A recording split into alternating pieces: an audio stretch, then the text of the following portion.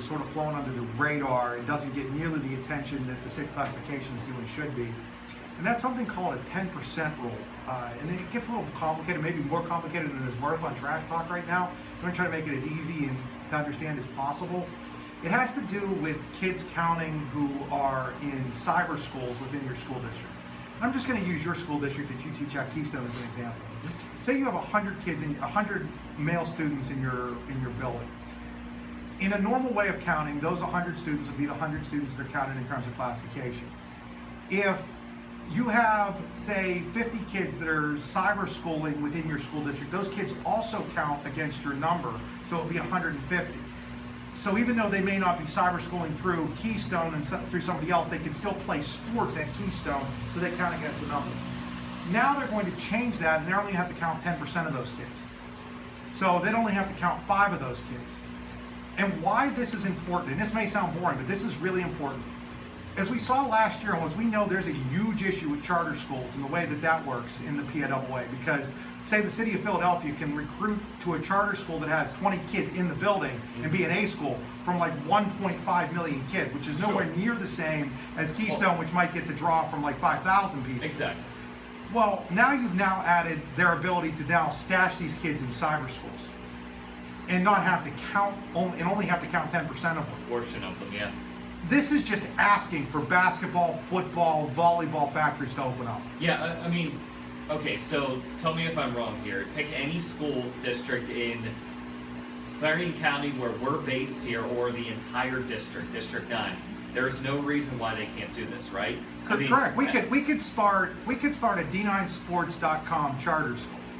And only have to count, we could enroll 1,000 kids? 1,000 kids, and we'd only have to count 10% of those kids. And we're located, say, in the Clarion School District, and Clarion would only have to count 10% of those kids, and we could recruit 1,000 athletes.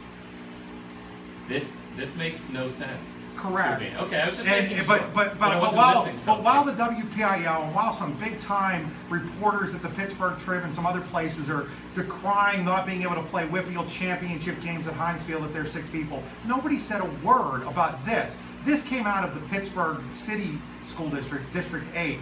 And it came out because a vast majority of their kids aren't actually going to a physical building to go to school right now. They're in cyber schools, and they didn't want to have to count them.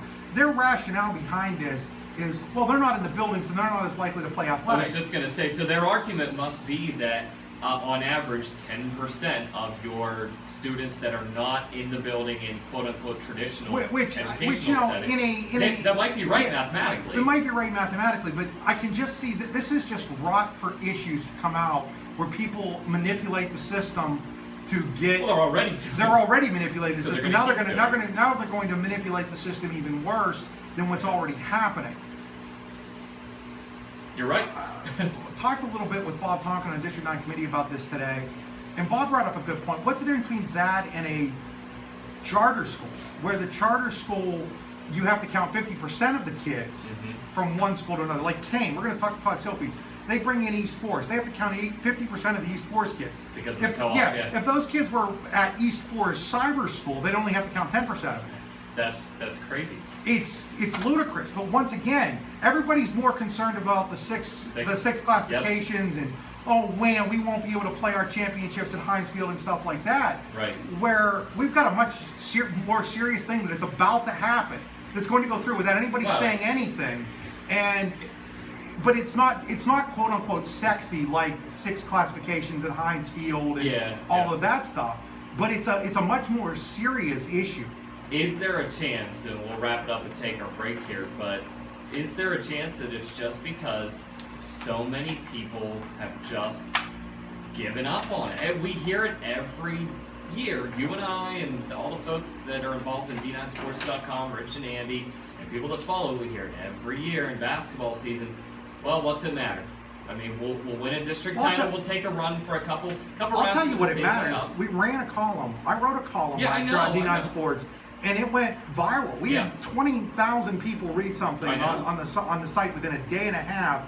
People tweeting us, emailing us from all over the state. It's a major problem that the PIAA and the state legislature doesn't want to handle. But then again, the state legislature also doesn't want to put a budget in place, so, right now, I don't have a lot of time or energy for any of them. But, hey, maybe they're more concerned about the PIAA than they are about a state budget. Maybe we can get them focused on that instead. So check out advancedisposal.com, providing residential and solid waste services to thousands of families and neighborhoods every day. That's your Trash Talk segment, brought to you by Advanced Disposal. Chris, when we come back, a couple more interviews out in the Prompt Choice Wireless Hotline, and more scores from across District 9 this evening, and our reaction to it, as we're now 3 weeks into the 2015 high school football season.